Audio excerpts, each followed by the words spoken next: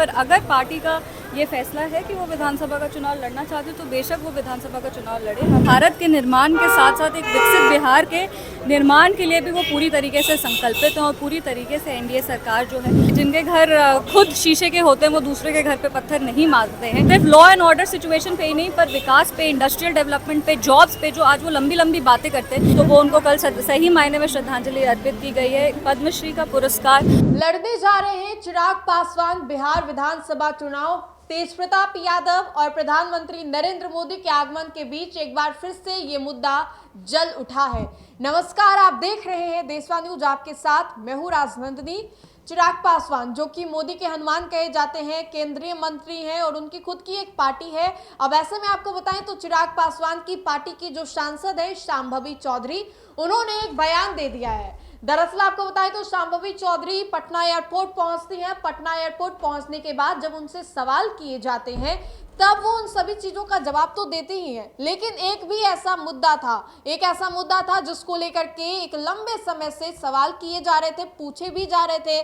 चूंकि चिराग पासवान का नाम कई दफा सामने आया, पटना की चौक चौराहों पर उनके कार्यकर्ताओं के द्वारा पोस्टर्स भी लगाए गए। अब इसी को लेकर के शांभवी चौधरी से ये सवाल किया जाता है और शांभवी चौधरी है जो बताती हैं कि चिराग पासवान चुनाव लड़ने जा रहे हैं या फिर नहीं। साथ ही साथ बिहार के पूर्व मुख्यमंत्री और आरजेडी सुप्रीमो लालू प्रसाद यादव को लेकर के भी कई गंभीर सवाल पूछती और आरजेडी परिवार पर आरोप भी लगाती नजर आ रही है। सुनिए क्या कुछ कह रही हैं शांभवी चौधरी।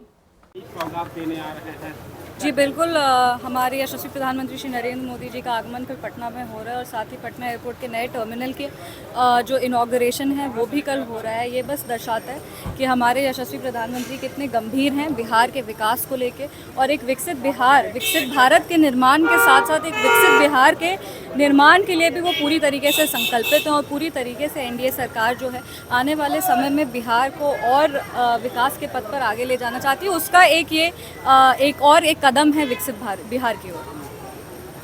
आपके नेता चिराग पासवान को लेकर भी कहा जा रहा है कि बिहार में विधानसभा का चुनाव लड़े, मुख्य भूमिका निभाए, पार्टी के लोग इस पर विचार है। देखिए, हमारी उनसे कोई इस विषय को लेकर इनसे कोई बात नहीं हुई है, पर अगर पार्टी का ये फैसला है कि वो विधानसभा का चुनाव लड़ना चाहते तो बेशक वो विधानसभा का चुनाव लड़े। हम हमारे बड़े भाई के साथ मजबूती के साथ खड़े हैं। लॉ एंड ऑर्डर को लेकर लगातार सवाल करेंगे कि पटना में भी अब लॉ एंड ऑर्डर में लगातार फायरिंग हो रही है। देखिए, उनको ये हम हमेशा कहते हैं कि जिनके घर खुद शीशे के होते हैं वो दूसरे के घर पे पत्थर नहीं मारते हैं। वो पहले ये जवाब दे कि 15 साल बिहार को जो वो पीछे लेके गए, सिर्फ लॉ एंड ऑर्डर सिचुएशन पे ही नहीं पर विकास पे, इंडस्ट्रियल डेवलपमेंट पे, जॉब्स पे जो आज वो लंबी लंबी बातें करते हैं, वो बात ये 15 साल पहले क्यों नहीं करते थे, जब बिहार में संगठित अपराध होते थे, जब बिहार की बेटियों के साथ अब जो होते कार्य, जो खराब कार्य किए जाते थे, संगठित तौर से बेटियों के खिलाफ अपराध किया जाता था और जितने भी अपराधी थे उनको संरक्षण उनकी सरकार दिया करती थी। तो पहले वो इसके बारे में जवाब दे, उसके बाद वो हम लोग से प्रश्न पूछे। कुणाल जी को कल राष्ट्रपति से ये हम समझते हैं कि सिर्फ एक बिहार की बेटी होने के नाते नहीं पर उनकी पुत्र वधू होने के नाते भी हमको लगता है कि अगर सही मायने में श्रद्धांजलि है तो वो उनको कल सही मायने में श्रद्धांजलि अर्पित की गई है। पद्मश्री का पुरस्कार तो एक गर्व का क्षण था ही, पर उससे ज़्यादा हमें गर्व इस बात का ज़्यादा गर्व है कि उनके कार्य को सराहाया गया, उनके कार्य को रिकग्निशन मिला और आज भी जब मानव सेवा और जन सेवा का उदाहरण दिया जाता है तो उनका नाम लिया जाता है। एक बहू होने के नाते हम सिर्फ यही प्रयास कर सकते हैं कि उनके जो संकल्प हैं, उनके जो आदर्श हैं, उनके जो विचार हैं, उस पर आगे चल के उसी पे बढ़ें और आगे चल के उनके कामों को आगे लेके जाएं। तो आपने सुना शांभवी ने क्या कुछ कहा है। चुनावी साल है और चुनावी साल में एक के बाद एक बयान आना, चूंकि ऐसे ही आरजेडी परिवार में जो खींचातानी है, तनाव का माहौल है, वो तो है ही, जश्न का भी माहौल है, चूंकि तेजस्वी यादव दूसरी दफा पिता बनने का सौभाग्य उनको मिला है।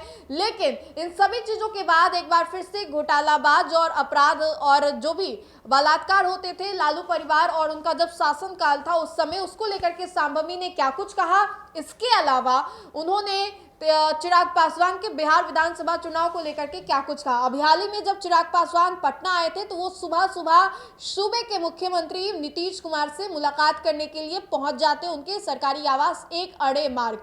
अब वहां पर पहुंचने के बाद उनके चेहरे की जो मुस्कुराहट होती है कुछ और ही बयां करती है। वैसे में एक और जहां चिराग खुद कह रहे थे कि प्रदेश बुला रहे हैं, लेकिन उस मीटिंग के बाद चिराग ये कहते हैं कि बिहार में सीएम की कोई वैकेंसी खाली नहीं है।